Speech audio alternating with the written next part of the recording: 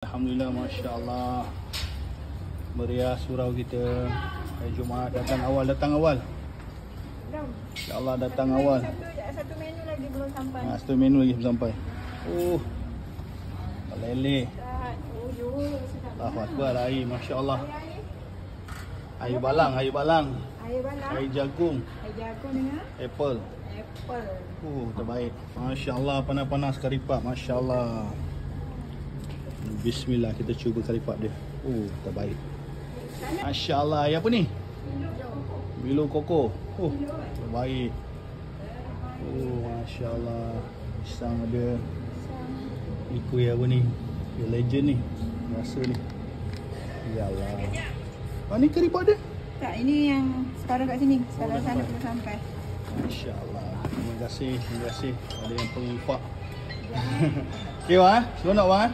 Alhamdulillah. Syukur. Tak makan kuih? Assalamualaikum, salam. Nama siapa?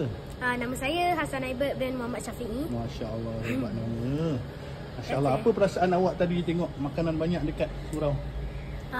Saya rasa macam nak makan semua sebab saya tak makan lagi. Ya, samalah, saya tak makan lagi. Untung tak datang awal. Untung. Alhamdulillah. Masya Allah. 3 lagi karipap datang lagi. Allahu Akbar. Terima kasih, bye. Jazakallah. Apa lagi awak rasa? Seronok tengok macam-macam ada.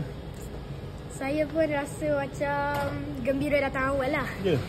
Nak ajak tak kawan-kawan lain datang awal? Rasanya diorang tak nak, tapi saya boleh je ajak diorang. Kan? Saya nak. Kan? Awak supaya dulu boleh makan-makan dengan kawan jugalah. kan? Untung tak? Ya, Intinya untung kat dunia, nanti untung kat akhirat. Ya. La ilaha illallah Muhammadur Rasulullah.